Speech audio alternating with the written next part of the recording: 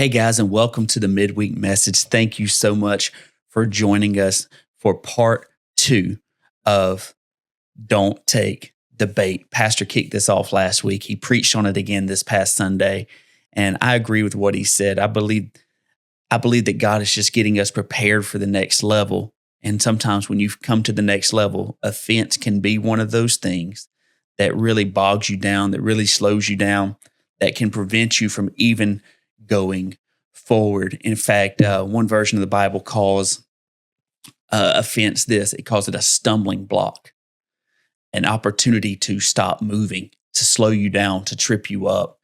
And, I want to jump right in to part 2 tonight of Don't Take the Bait. And we're going to read what Pastor read last week in Luke 17, 1-2. It says this, "And one day Jesus said to his disciples, 'There will always be temptations to sin.'" The Berean version says a stumbling block. "But sorrow awaits the person who does the tempting or the stumbling or the trapping. It would be better that a millstone be tied around their neck and thrown into the sea. It would be better to be thrown into the sea with a millstone." I'm going to show you a picture of one in a moment, "hung around your neck than to cause one of these little ones to stumble." It's in Luke 17, Jesus talking to disciples. "And while we were in Israel, we visited Capernaum," which is where Peter lived, where Jesus would have lived part of his ministry time, where he spent most of his ministry years living with Peter, would have been over near Capernaum. And this is what a millstone looks like. This is probably a few hundred yards away from where Jesus would have been living. And this is where they would grind up grain, or they would grind up olives for oil and those types of things. But that stone there in the middle that you see, it is massive. I mean, it is probably, for comparison, probably the size of 3 basketballs. And it's as wide as, I don't know, probably a foot wide. I mean, it is a massive stone that they would roll by hand to try and break up grain or to crush the olives for the oil, or whatever they were using it for. And the example that Jesus is using is, hey, it's better for that thing to be tied around your neck and be thrown into the sea than to live a life where you are offended or where you are offending other people. But this is where this verse is ironic to me. It talks about, don't you dare offend anyone. But in the first part of Luke 17, when it says there's going to be offenses, like it's going to happen, but it better not happen by you. And tonight, I want us to look at, how do you handle the offenses when they come? Not if they come, when they come. Because, newsflash, guys, they're coming. And we live in a society right now that is offended by anything and everything.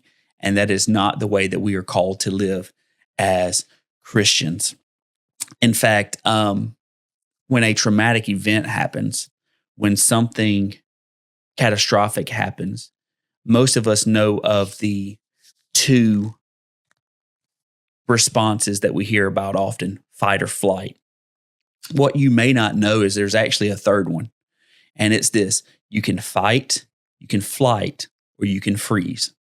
Those are the 3 things that tend to happen during catastrophic events. And I want us to talk about those and how it relates to offense in our life.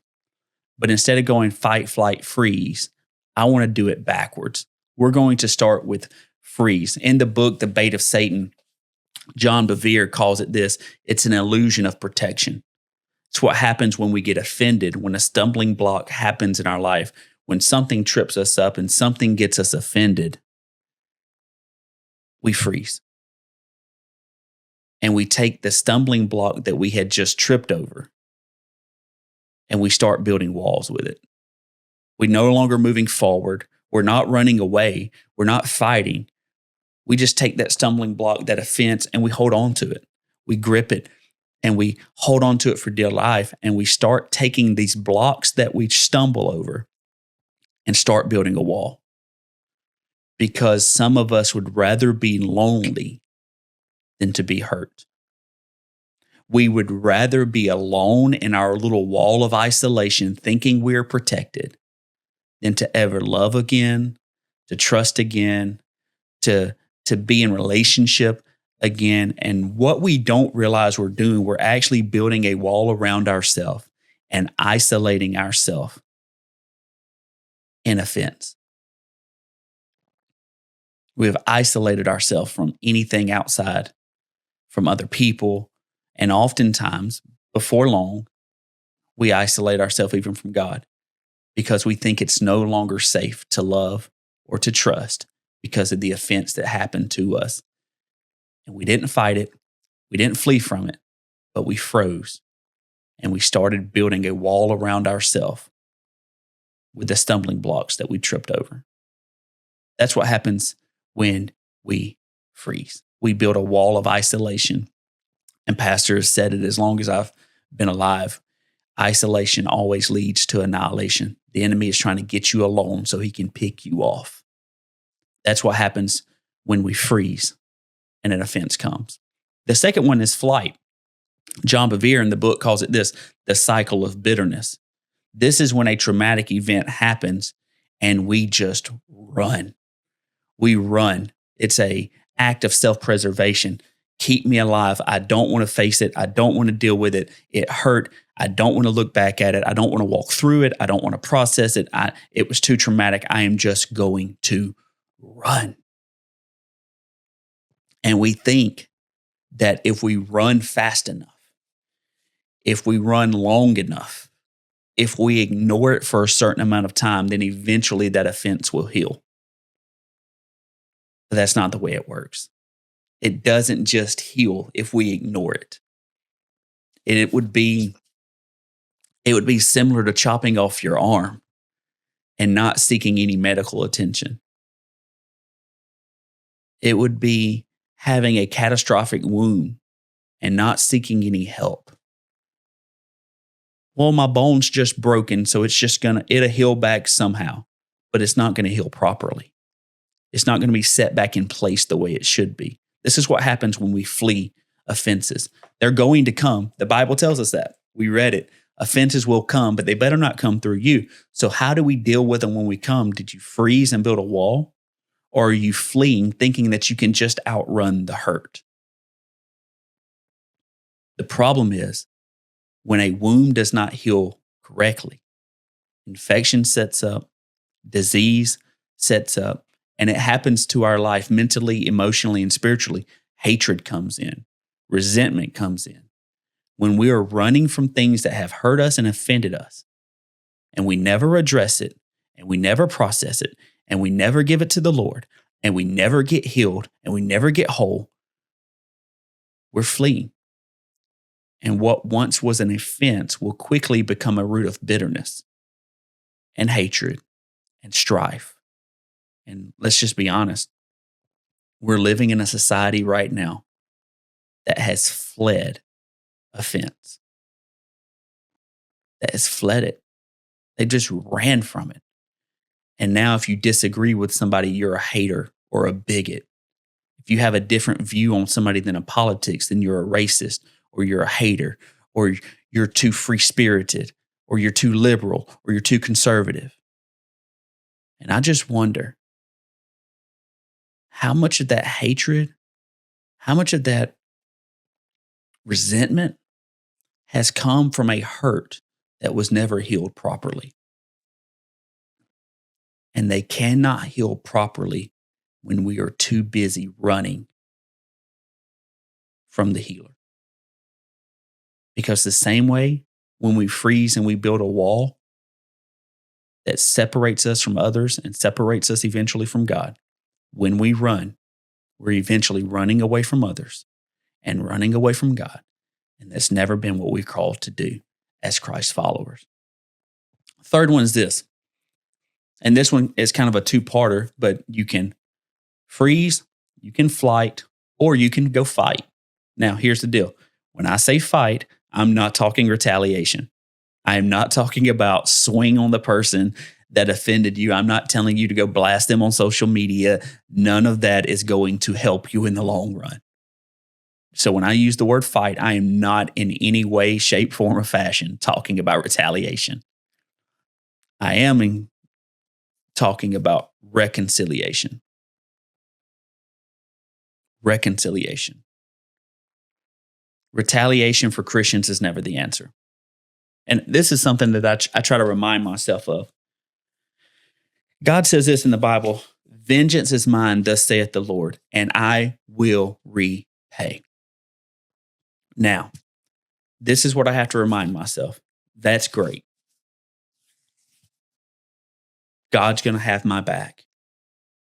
God's going to repay, especially when evil people do evil things towards his children. Okay.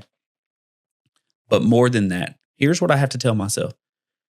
Remember everything God creates. God creates perfectly. He doesn't miss. He doesn't make mistakes. He doesn't do do-overs. What he creates is perfect. And this is what I have to tell myself. If God says, I've got revenge, vengeance is mine, retaliation is mine, and I will repay, I can trust that his vengeance, it's perfect. It's perfect. So he will not only defend me, but he will also deal with that person or that offense in a way that is beneficial for the kingdom. Now, reconciliation is something that we have to fight for. We have to fight past our feelings of the hurt. I'm not saying it's not real. I'm not saying it's not justified. I'm not saying that you don't have a right to be hurt. I'm not just telling you to throw some Jesus glitter on it and get over it. I'm encouraging you to fight for forgiveness, to fight past that feeling of resentment, to fight past that retaliation, to fight past that isolation, fight past those emotions and those feelings and those fleshly desires. It's a fight every day to die to our flesh, to trust in the Lord. It's a fight for freedom. And when we forgive, it isn't about just letting that person or that thing go and giving them a free pass. It's about letting it go so we can live free. I fight to let go of offenses because I don't want that person or that offense living rent-free in my head. I don't want them dictating or controlling my mood or my emotions. I want to be free. So I've got to fight to reconcile. I've got to fight to forgive. I've got to fight to live free. So I would challenge you the next time an offense comes, don't freeze. Don't fight. But fight for reconciliation. Fight for freedom. Fight so that you don't take the bait of offense and live a life of isolation or live a life of retaliation or live a life of fleeing and running from everything and everyone. But to be reconciled back to the Father so that you can be healed and whole, not just physically, but emotionally, mentally, and spiritually. Can I pray with you? Father, I thank you so much that even though the enemy will try to offend us or use people to offend us or use situations to get us offended, you have given us a way to avoid the bait. You don't want us to build a wall of isolation. You don't want us just running from our problems. But Father, you want us running to you, reconciling with you, casting all of our cares on you because you care for us. So Father, I pray for each and every person that may be dealing with offense or different areas of this, and we haven't handled it properly. Would we begin tonight to fight for reconciliation? We don't want to fight. We don't want to freeze. We don't want to fight in a retaliatory way, but we want to fight for reconciliation.